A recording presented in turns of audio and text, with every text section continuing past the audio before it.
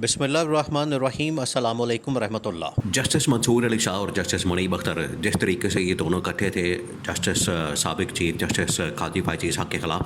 क्योंकि काजी फ़ायज़ ईसा जो अंदर गेमें डालता था, जो दिहाड़ियाँ लगाने की कोशिश करता था, ख़ास तौर पर चीफ जस्टिस काजी फ़ायज़ ईसा जो हुकूमत की सहूलतकारी करता था, उसके आगे जो बंद बांधा, उसका जो रास्ता रोका, उसके आगे जो रुकावट पैदा की, वो जस्टिस मंसूर और जस्टिस मुनीब अख्तर ने रुकावट खड़ी की। और उसकी वजह से काजी फ़ायज़ ईसा ना सिर्फ एक्सटेंशन से महरूम हो गया, बल्कि उसको मुल्क छोड़ के भी जाना पड़ा और ज़िल्लत और रुसवाई जो है उसका मुक़द्दर बन गई। अब अगर फिर से चीफ जस्टिस याह्या अफरीदी इस किस्म की कोई हरकत करने की कोशिश करता है, हुकूमत की सहूलतकारी करने की कोशिश करता है, देखिए एक बात तो तय है कि जो चीफ जस्टिस बना है याह्या अफरीदी, वो हुकूमत की मंशा के साथ बना है। हुकूमत ने जो 26वीं आईनी तरमीम की, तो उसके नतीजे में चीफ जस्टिस याह्या अफरीदी बना है, वरना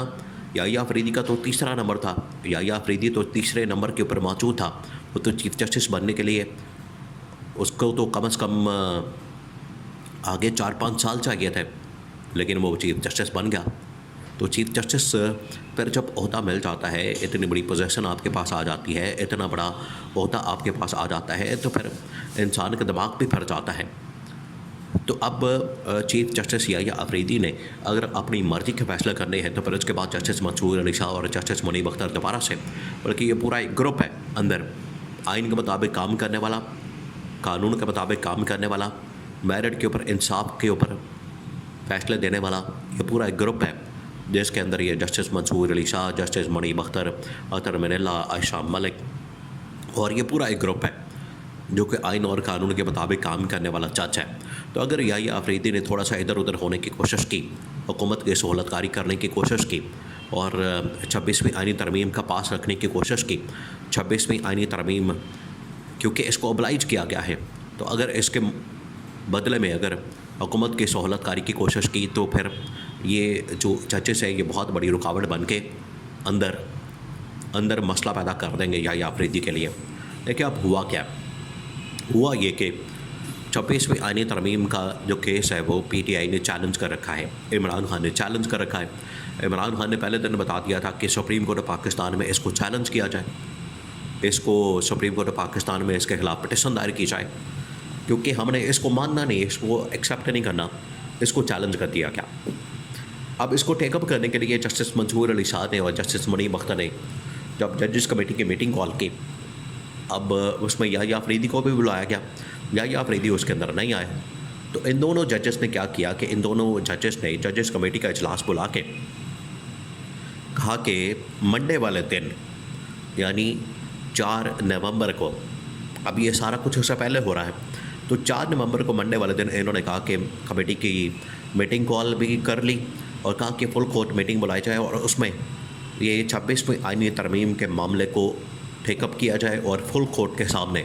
जिस तरह से 13 रुकनी एक फुल कोर्ट बना था, आपको याद है ये मखसूस नशस्तों के मामले पर, तो 8-5 की रेशो से इमरान खान के हक़ में फ़ैसला आ गया था। देखिए इसके पीछे भी जो वारदात डाली जा रही है हुकूमत की जानिब से, वो इसी वजह से जजेस की तादाद को बढ़ाकर 34 पे ले गए, 34 पे ले गए, ताकि यहाँ पर अगर कोई बेंच बनता है, फुल कोर्ट बनता है, तो उसके अंदर 10, 12, 15 जजेस नहीं बैठे होंगे, उसके अंदर 34 जज बैठेंगे। जैसे कुछ दुनिया का बहुत बड़ा मसला जो है वो पाकिस्तान के सामने आ गया, सुप्रीम कोर्ट पाकिस्तान के सामने लग गया। अब अंदाज़ा करें इनकी अकल का। लेकिन वहाँ पर क्योंकि अपने हुकूमती जजेस की तादाद बढ़ाना चाहते हैं, हुकूमती जजेस की तादाद को ज़्यादा करना चाहते हैं, अपनी अक्सरियत, हुकूमत अपनी अक्सरियत को बढ़ाना चाहती है, और ये जो एक पूरा ग्रुप है आइन और कानून के मुताबिक काम करने वाला, जो तकरीबन 8-10 जजेस हैं, उनको ये अक़लियत में बदलना चाहते हैं। तो ये पीछे कहानी है जो कि जजेस की तादाद के बढ़ाने के पीछे असल मकसद है। बहरहाल अब ये जस्टिस मंसूर अली शाह ने, जस्टिस मुनीब अख्तर ने इमरान खान की उस पटिशन को जो इमरान खान ने सुप्रीम कोर्ट ऑफ पाकिस्तान में दायर की अपनी पार्टी के ज़रिए से, क्योंकि इमरान खान ने कह दिया था, तो ये जो पटिशन आई, ये जो पटिशन लगी, तो इसमें इसको टेकअप करने के हवाले से मंसूर अली शाह ने, मुनीब अख्तर ने कहा, लेकिन याह्या अफरीदी जो है वो पीछे से निकल गया। याह्या अफरीदी ने इसको टेकअप करने से इनकार कर दिया याहिया अफरीदी ने ना कॉस्ट लिस्ट निकाली, ना इसके हवाले से पिटिशन को टेकअप करने का फ़ैसला किया, ना उसने रजिस्ट्रार को हुक्म दिया, ना फुल कोर्ट बुलाया गया, ना फुल कोर्ट बैठी। अब इसमें मामला ये है, इसके अंदर मसला क्या है? मसला इसके अंदर ये है कि याहिया अफरीदी तो इस आइनी तरमीम का बेनिफिशरी है। तो याहिया अफरीदी किस तरीके से आइनी तरमीम को चैलेंज करने को कहेगा, या इसको टेकअप करने का कहेगा, या इसको चैलेंज करेगा, या इसके ख़िलाफ़ फ़ैसला देगा, या इसको टेकअप करेगा? याहिया अफरीदी तो ख़ुद इसका बेनिफिशरी है, और मंसूर अली शाह और मुनीब अख्तर को इसकी वजह से नुकसान हुआ। वो तो चाहेंगे कि इसको टेकअप करके तो आइनी तरमीम को उड़ा दे, और ये जो याहिया अफरीदी वो तो चाहेगा कि इसको ना उड़ाया जाए, इसको बचा लिया जाए। तो ये अब मामला जो है यहाँ पहुँच गया। अब मफादात की जंग जो है वो सुप्रीम कोर्ट के अंदर शुरू हो गई है। जो ये करना चाहते थे हुकूमत वाले, अंदर वारदात डालना चाहते थे, सुप्रीम कोर्ट पाकिस्तान को डिवाइड करना चाहते थे, डिवाइड एंड रूल की जो पॉलिसी है वो उसको अपनाना चाहते हैं, उसके मुताबिक चीज़ों को आगे बढ़ाना चाहते हैं। तो इन्होंने डिवाइड एंड रूल की पॉलिसी के मुताबिक आगे बढ़ाने का फ़ैसला किया है। अब सुप्रीम कोर्ट में वाज़ेह डिवाइड नज़र आ रही है, जिसमें याहिया अफरीदी और मंसूर अली शाह एक तरफ है, और उधर जो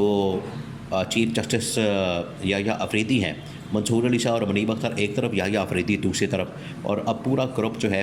वो मंसूर अली शाह का और मुनीब अख्तर का अंदर चलेगा। इन्होंने अब ख़त भी लिखना शुरू कर दिए हैं,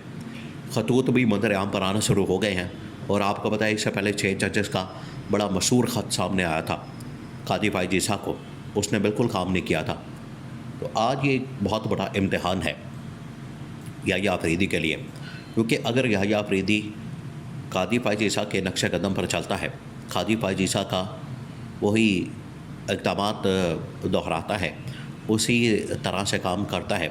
तो फिर कादी फायज ईसा की तरह जो है वो याहिया अफरीदी का मुस्तक़बिल भी इसी तरह से ज़िल्लत और रुसवाई से भरपूर हो सकता है। तो ये अब कादी फायज ईसा की तरह अगर किसी ने उसके ऊपर चलना है तो ये अब याहिया अफरीदी के ऊपर डिपेंड करता है। अब ये याहिया अफरीदी के ऊपर सारा का सारा डिपेंड करता है, उसका इम्तिहान है कि उसने आइन और कानून के मुताबिक फ़ैसले करने हैं, 26वें आइनी तरमीम को टेकअप करना है, उसको उड़ाना है, उसको फारिग करना है, चाहे उसके अंदर अपना ओहदा भी निकल जाए, इसकी परवाह नहीं करनी। आइन और कानून को आपने अपहोल्ड करना है, आइन और कानून की बालादस्ती को यकीनी बनाना है, चाहे आपका अपना ही नुकसान क्यों ना हो जाए। अगर तो इस मामले के ऊपर चलेंगे तो फिर तो ठीक है, लेकिन अगर अपने मफादात की जंग लड़ी जाएगी तो फिर उसके बाद ये जो सुप्रीम कोर्ट के अंदर इस वक्त आपको डिवाइड नज़र आ रही है, ये और ज़्यादा बढ़ जानी है। तो सुप्रीम कोर्ट के अंदर जो जंग है वो बड़ी ख़तरनाक और खौफनाक सूरत हाल इख्तियार कर सकती है।